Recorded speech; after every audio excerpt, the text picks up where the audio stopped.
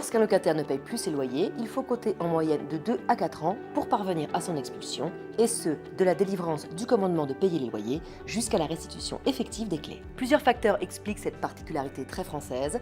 Tout d'abord, le locataire qui ne paye plus ses loyers a la possibilité de demander jusqu'à 36 mois de délai au juge qui va statuer sur son expulsion, et ce même s'il ne se présente pas à l'audience, puisque le juge a la faculté de lui octroyer ces délais d'office. Second élément non négligeable, le locataire a toujours la possibilité de faire appel et de gagner ainsi 1 à 2 ans supplémentaires avant d'être expulsé. Il peut également saisir le juge de l'exécution d'une demande de sursis et en ce cas, le délai peut aller de 3 à 36 mois. Autre spécificité française, si le locataire bénéficie d'une procédure de surendettement, le juge du surendettement peut lui octroyer un délai pour suspendre l'expulsion pendant une période qui peut aller de 1 à 12 mois.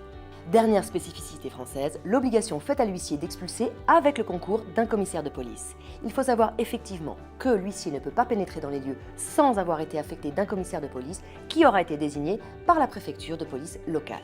Mais la préfecture n'accorde le concours de la force publique qu'à la condition d'avoir trouvé une solution de relogement décente pour les occupants, ce qui peut prendre plusieurs années supplémentaires. Pour anticiper cette problématique, il convient à l'évidence de faire le choix d'un locataire solvable et sérieux. Ce choix s'est toutefois notoirement complexifié depuis l'entrée en vigueur de la loi Allure, puisque de nombreux documents de solvabilité ne peuvent plus désormais être réclamés aux candidats locataires.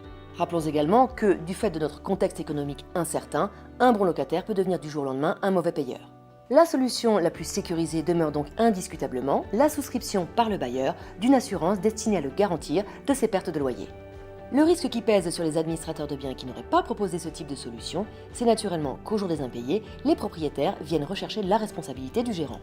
Rappelons en effet que les articles 1991 et 1992 du Code civil font peser sur le mandataire de gestion la double obligation d'exécuter parfaitement le mandat et sans commettre la moindre faute, notamment au titre du devoir de conseil. Il suffira donc que l'administrateur de biens soit dans l'incapacité de démontrer qu'il a bien proposé une assurance loyer impayé au bailleur avant la prise à bail pour voir sa responsabilité engagée en cas d'impayé. Ajoutons que le mandataire étant par ailleurs assuré au titre de sa responsabilité civile professionnelle, c'est le coupable idéal puisque c'est le coupable solvable.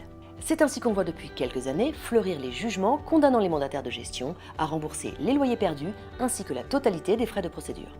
Gérer pour autrui est donc devenu aujourd'hui un véritable parcours semé d'embûches pour lequel il ne faut pas hésiter à se faire assister par des partenaires dédiés et sérieux.